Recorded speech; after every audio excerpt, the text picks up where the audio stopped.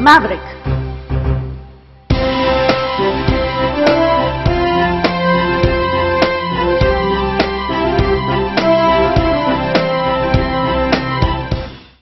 Physical literacy is being aware of our embodied nature and using that awareness to realize the sanctity and dignity of our body.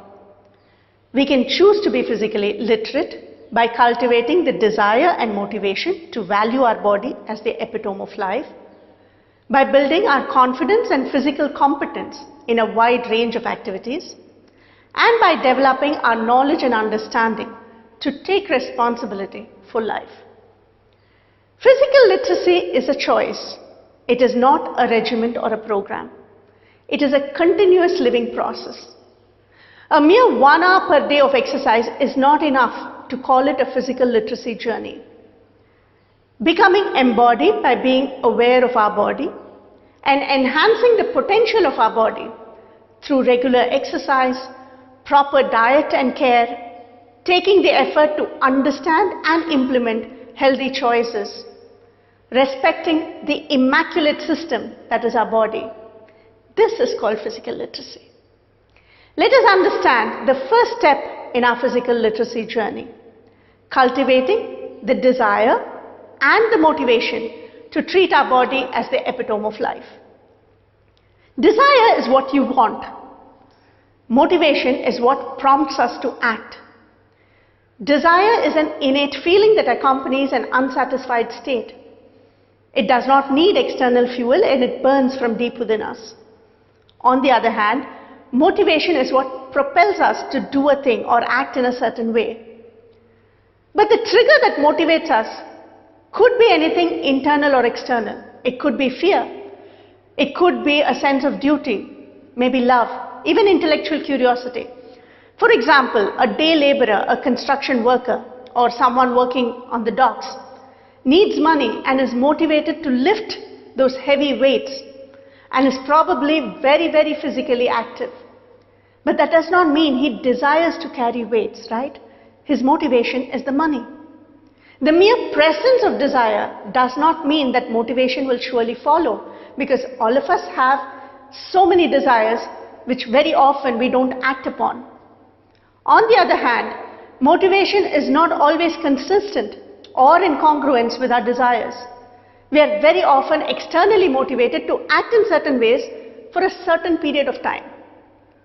Only when desire precedes motivation, it becomes meaningful and consistent.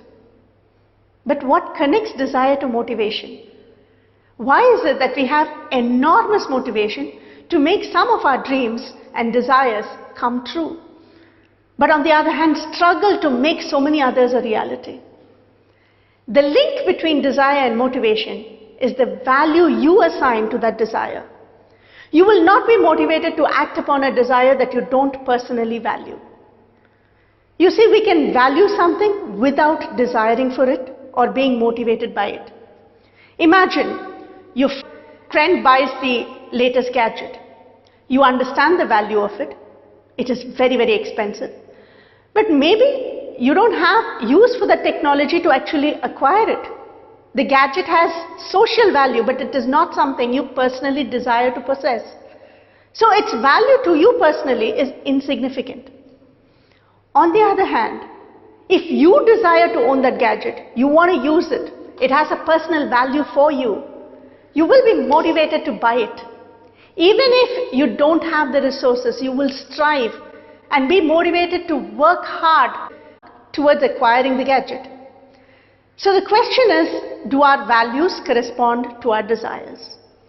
Because when you truly desire something, not as a passing fancy or because it is the latest fad, when you truly desire something with all of your being, you must personally value it.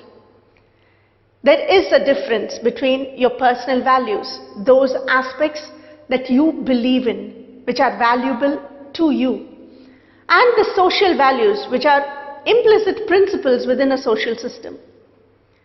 As long as health remains just a social value and not a personal one, you will need external reminders to respect your body.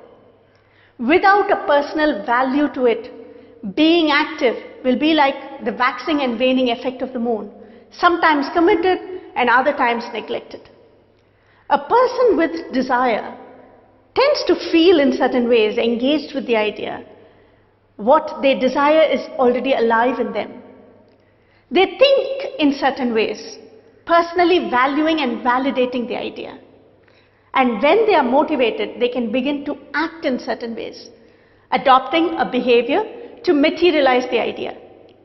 So cultivating the desire and motivation to treat our body as the epitome of life needs to be a personal value, one of choice, and not merely something of social expectation. When we personally desire to keep our body at its optimum functioning best, value our body as irreplaceable, it's the only address we have for this lifetime, we will be motivated to inculcate only that behavior which is life positive, life affirmative.